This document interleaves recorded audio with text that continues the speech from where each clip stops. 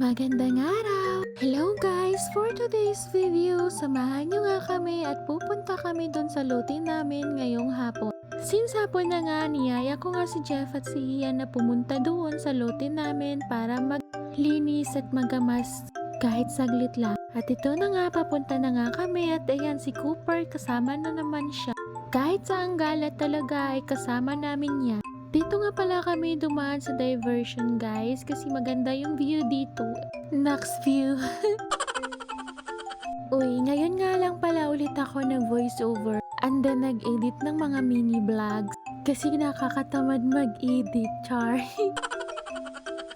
Pero simula ngayon, hindi na ako tatamarin kasi wala naman akong trabaho. So ayun nga pala guys, andito na nga kami sa Matkasa. Tapos ito nga pala yung mga kapitbahay namin. Ang lalaki nga ng mga bahay dito. Dito nga pala kami sa may dulo banda. Tamang-tama nga yung punta namin dito at hindi masyado nang mainit. Unlike kanina, sobrang init talaga ng panahon ngayon dito.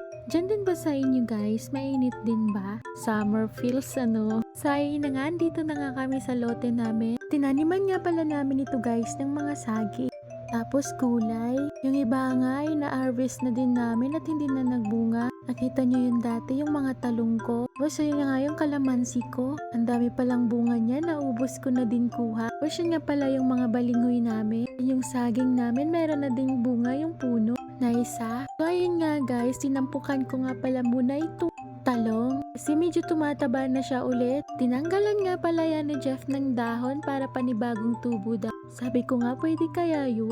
Pwede daw yun. Meron na nga akong nakitang mga bulaklak dyan. Ang dami ko na ngang na-harvest dyan at ang lalaki pa. Sayang nga lang at meron ng uod yung dahon niya. Kaya tinanggal na din ni Jeff. At matigas nga yung lupa dyan. Tatambakan ko nga pala yung puno niya para tumaba lalo siya. Hindi na nga namin matapos-tapos tong paglilinis dito. Kasi medyo busy din kami. Pasilip-silip lang kami dito kapag hindi masyadong busy. Sabi nga ni nanay, paupahan na lang namin yung paglinis dito. Sabi naman ni Jeff, wag na daw. At kaya naman daw niyang linisan. Para na din ma-exercise yung katawan namin. Charis. So ayun na nga guys, sobrang kulit nga dyan ni Cooper. Kapag pala pumupunta kami dito ay sobrang kulit talaga ng aso na yan. Gusto din nata niya maggamas eh. Tuwang-tuwa kasi siya, madami siyang kalaro dyang aso. Balak nga pala namin dito patayuan ng kubo. Kaso nagbago nga yung isip ni Jeff. Kaya puro saging na lang muna yung nilagay niya. Hindi naman daw makakain yung kubo.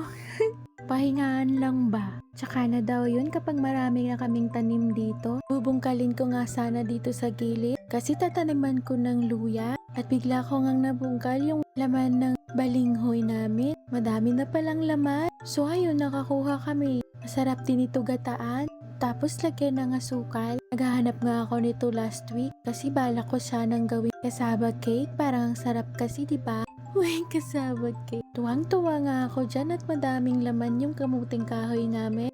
Pero hindi namin tinanggal. Yung mga lumabas lang yung tinanggal namin. Kasi yan yung nagsisilbing bakod dyan sa amin.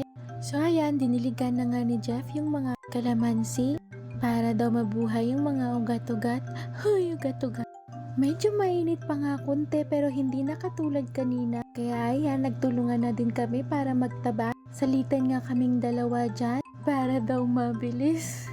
Namiss ko tuloy sa amin. Sa amin kasi nung mga bata pa kami. Araw-araw kaming nagagamas kapag wala kaming pasok sa school. O di kaya sinasama kami ni mama at ni papa para maguling sa kabilang bundok.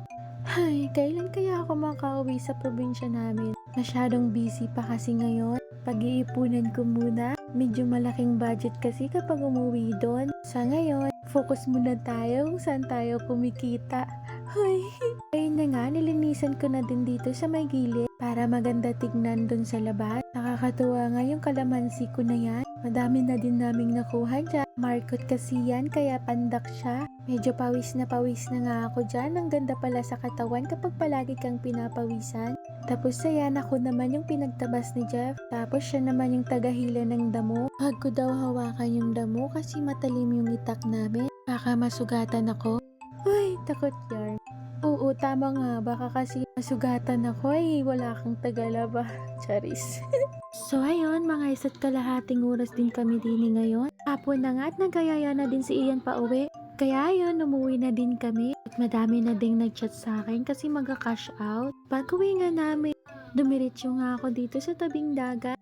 At nakita ko nga ang ganda ng sunset. So ayun, nagtambay muna ako dito saglit. Lapit lang pala kami sa dagat. Ilang lakad mo lang ay dagat na. Kaya pag brown out, dito kami talaga tumatambay. Pag ganitong hapon na, madaming tumatambay dito. Yun lang po. Maraming salamat sa panunood ha. Bye!